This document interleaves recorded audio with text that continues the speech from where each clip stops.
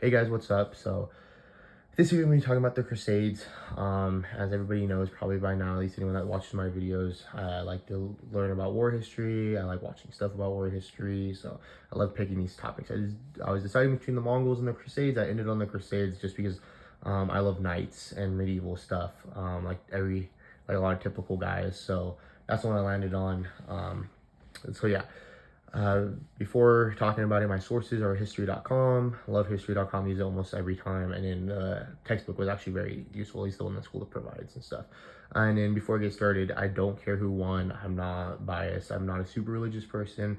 I believe in God, but it's not a big deal to me. So I don't want anyone to think that I'm like super pro Crusades or anything. I don't care. I just like learning about war history. I could care less who won and who lost. Anyways. First Crusade. First Crusade was the most successful. The Second Crusade was not successful at all, and the Third Crusade was kind of in the middle, I guess. So First Crusade, I won't get to each one, but the First Crusade was super successful. This was the only one not called by kings and slash monarchs. This one was actually called by the Pope. It was Pope Urban II that called it. This was in, let me fact check myself real quick, 1096 he called it. I just wanted to get the years right for sure.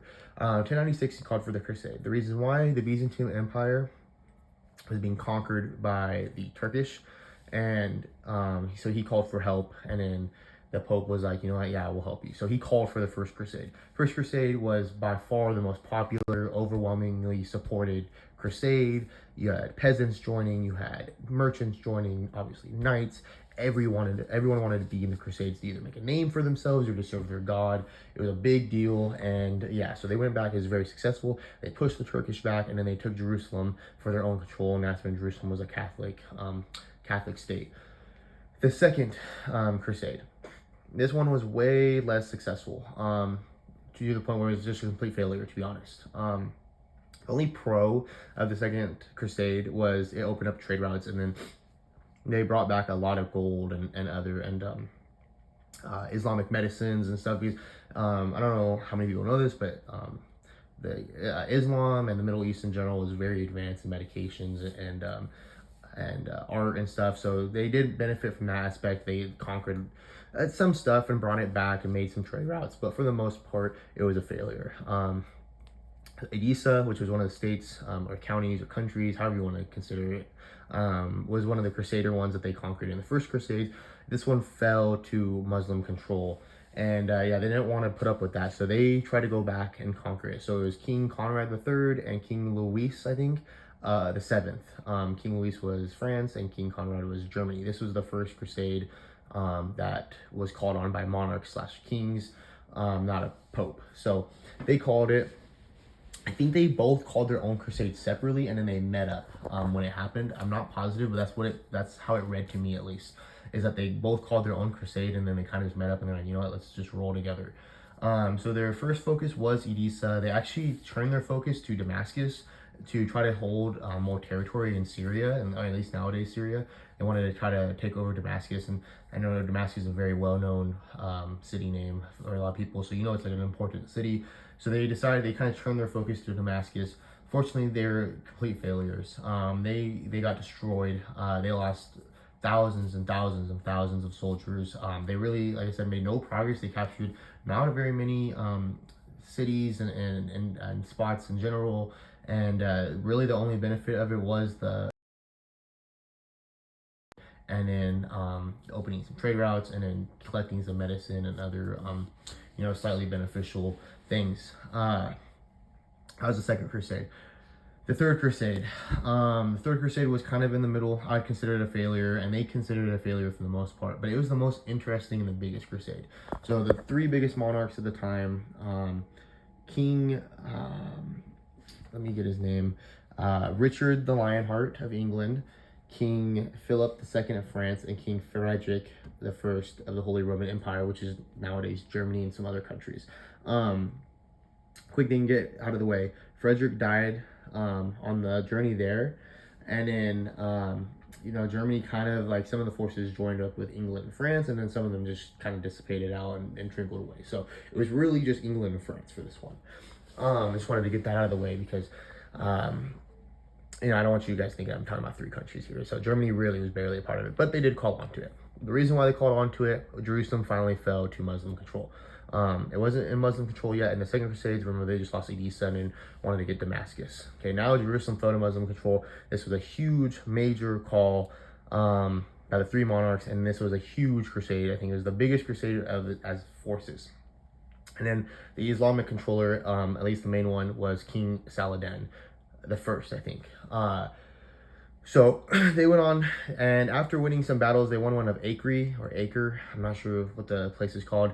After that war was won, Richard the Lionheart and King Philip were in big disagreements, mostly about who really gets to call the shots. And King Philip left. He went back to France and took his whole army back. So that honestly right there lost them the war. I don't know if they could have figured it out, they would have completely won this war in my opinion. But regardless, King Richard went on by himself. And it was pretty interesting because you think of these the Crusades, and it's true, but think of them as very gory and very bloody wars, major wars where they hated each other. For the most part, they did.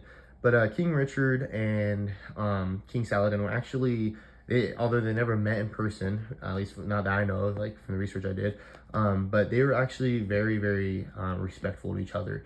King Richard fell sick, and King Saladin sent him a bunch of fresh fruit and stuff like that, and he sent him snow so he could have cold drinks, cold water and stuff, because you gotta think, the whole Crusades were out in the desert, at least 90% of them, so they were starvation and dying of dehydration was actually huge, and disease actually started spreading because they would drink from animal hide, drink their water, and they would get diseases from that because they were so dehydrated. So it was actually a very, very hard time to trust, like, pass through into Jerusalem for the Europeans.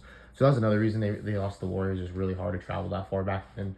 But anyways, King Richard fell sick. King Saladin sent him snow for his cold water and stuff, and sent him or ice, I think, or he sent him something to cool his drinks, and sent him fresh fruit. So they actually were very respectful of each other, and so it's kind of weird that they hate each other so much at the same time. But that actually gained a lot of respect for King Saladin out in the West. But they respected him actually quite a bit after the Crusades. But anyways, back to my point, they conquered a ton of land, the Crusades did, and they made quite good progress, but they weren't able to capture Jerusalem, and they eventually made the Treaty of Jaffa in 1192. And this was just allowing Christians to go through Jerusalem and then spread their religion through Jerusalem and stuff like that. But it did not give the Christians / Catholics control of Jerusalem. So it was viewed as a loss, but it wasn't as bad as the second one where they really made zero progress towards anything. So King Richard and King Saladin made this treaty, the Treaty of Jaffa, and it gave the Muslims control of Jerusalem, but it gave the Christians and Catholics control, like the ability to go to Jerusalem and spread their word of God and stuff without being crucified for it, basically. The other progress that was made and such wins was the trade was quite big. It kept a Christian presence around in the Middle East for a very long time. Trade was improved by a lot, and the Europeans learned a ton about the Middle East, and then even further east, like the Asian continents. From the Asian stuff gets into the Middle East, and the Crusades got it from the Middle East and then brought it to Europe. So kind of they got a lot of knowledge from it, a lot of money still.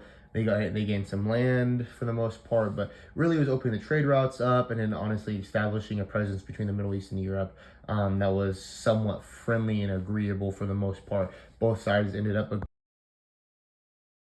agreeing. So there was progress for the world made during that war, but definitely was a loss for the Crusades aspect of it. From their mindset, they were set on conquering Jerusalem back, and they failed that part of it. So very interesting wars, probably the most important religious wars in the history of the world, at least that I know of. But yeah, I don't know, the Crusades are very famous for a reason, a very, very important time period to bring the two cultures together eventually at the end of it, and make somewhat peace together. So super cool. I learned a ton during this research. I really didn't know that much about the Crusades. I don't want to yap too much, but I thought the Crusades, they just ran around and just killed Muslims, basically. Put simply, that's what I thought they were doing. But it was actually, it was partially just that, but at the same time, there was some motivation behind it. There was other reasons behind it, and they lost a lot. I didn't realize. I thought the Crusades were all successful. I thought they were a lot more powerful than the Middle East back then. But I was wrong. Honestly, I think they only really won one out of three of those Crusades for the most part. And I didn't know King Saladin was back in that time period either. I knew who he was, but I didn't know that's the time period he was in. So that was really interesting. Richard the Lionheart. I learned a lot of really interesting things. So I hope you guys maybe learned some cool stuff too. And yeah, I don't know. I appreciate you guys listening. I know I talked for a long time, but I thought this was a really interesting topic. And I think, honestly, I might have learned the most out of any topic we talked about this semester in this unit. So yeah, thanks for listening. Thank you.